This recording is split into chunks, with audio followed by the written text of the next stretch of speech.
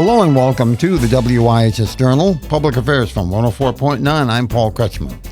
Today, excerpts from a press briefing at the Community Health Center headquarters in downtown Middletown about American Heart Month. Among the speakers you'll hear will be the Connecticut Commissioner for Public Health, as well as a state senator from Middletown. What we're here to talk about, heart health and women's heart health in general. It's very important to take this moment when we recognize a month like this to bring home the attention to so many things we can do. Because we know that in Connecticut, heart disease is the leading cause of death. It is the number one cause of death in Connecticut. And there are a number of different risk factors that lead to heart disease. You already heard the Lieutenant Governor talk about a number of them, but in particular, high blood pressure. 42% of Black residents in Connecticut have high blood pressure. When we think about that and we think about, again, the cumulative risk of multiple risk factors, whether it be high blood pressure, high cholesterol, diabetes, smoking, an unhealthy diet, or other physical inactivity, all of these things can be cumulative in terms of raising your risk for heart disease. And so what are some of the ways that we as a Department of Public Health are trying to intervene? One of the things that we have is a program called the WIHS Woman Program.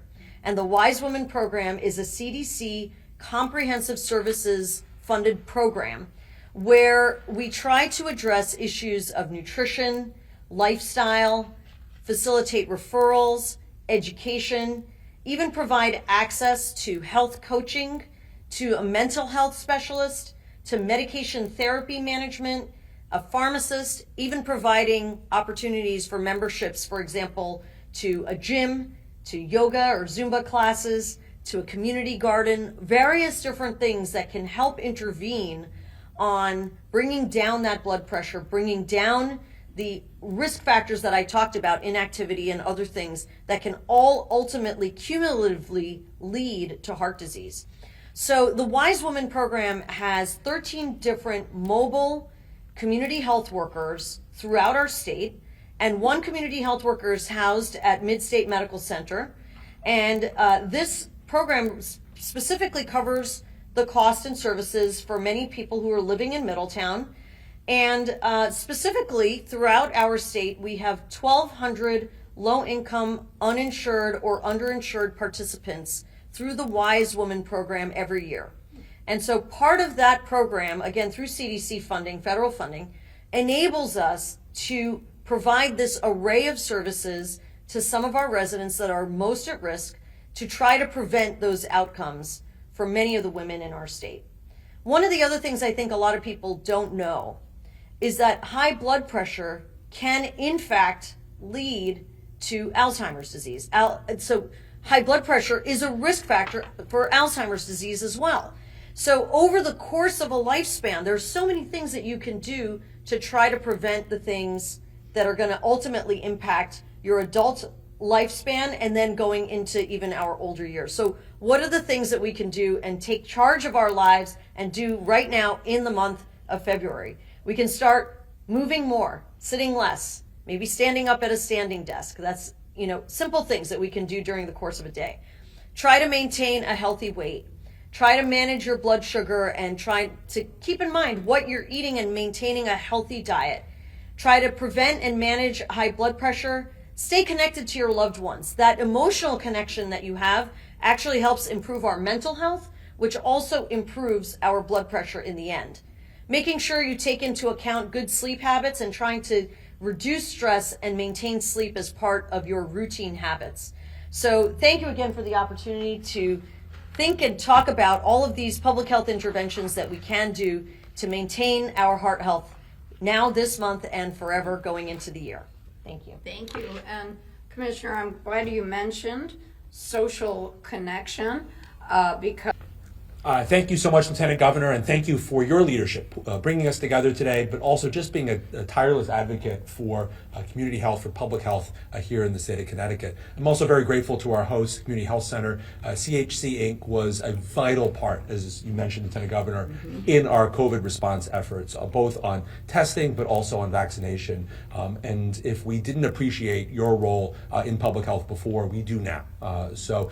Just real quick, this is a personal issue for me. It's informed by my personal experiences because a few years ago, before the pandemic, I went in for a routine procedure, a routine checkup, and a nurse asked me, so what's the story with your arrhythmia? And I said, what arrhythmia? And I didn't know that I had an arrhythmia. And that actually got me to go down a rabbit hole and did some investigating, determined that I had a bunch of things wrong with my heart that I didn't know about. And that was an incredibly important thing to discover. And I had a few things going for me, right? I had really good health insurance. I had the ability to speak English. I had a bunch of ways to go in and, actually fairly recently I went to get a procedure done. And when I called up the provider, they said, well, what kind of insurance did you have? And they said, oh, you got great insurance. Let's move you up to the front of the line. And I know that that's not the experience of a lot of folks out there in this state. And that's why I think we have a lot of work to do to make sure that we are doing that early detection, that we are catching issues with hearts early, so we can make sure that it is not the number one cause of death the way it is right now. So we have a lot of work to do. Right now on the committee that I chair, the Human Services Committee, we're focused on making sure that we are reaching out to communities that are hard to reach. That's why last year we passed a bill covering community health workers through the Medicaid program for the first time. And that will make a huge difference, reaching out across language barriers, making sure that we're not waiting for people to come to the doctor, that we're going out into the communities and we're empowering folks like FQHCs, like community health centers, to do their job. We're also making sure that we're investing in primary care, including health centers. And we're making sure that if you are on the state's Medicaid program, Husky, that you have the same ability to go see a specialist that I have. It shouldn't be only folks with the best health care who can go see a specialist when they need to. If you need to see a cardiologist, you need to see a cardiologist. And so we need to make sure that we're easing those roadblocks and making sure that everyone in the state has access to quality heart health. Thank you. Thank you so much, Senator Lesser. It's my pleasure to introduce State Representative Kai Belton. She is part of this 100 District Club, and she is just a fierce advocate for children and families. And one of the things that she has been incredibly active on is making sure that our young people get the mental health care that they need. And she's also a strong advocate for making sure that our families are healthy. Representative Belton. Good morning, everyone.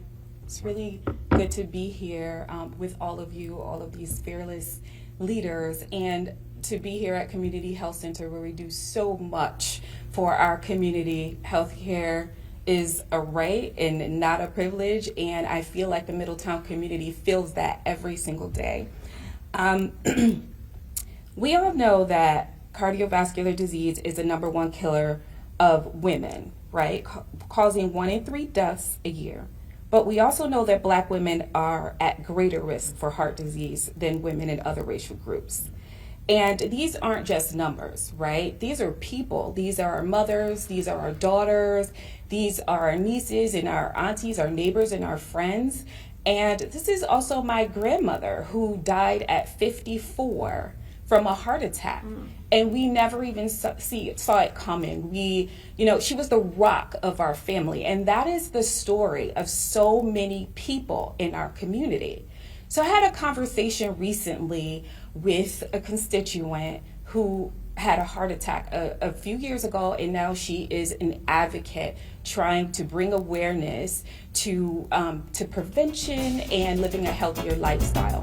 On today's WIHS Journal, you've heard excerpts from a presentation at the Community Health Center in Middletown recently, which featured, among other speakers, State Senator Matt Lesser and Connecticut State Commissioner of Health, Manisha Juthani.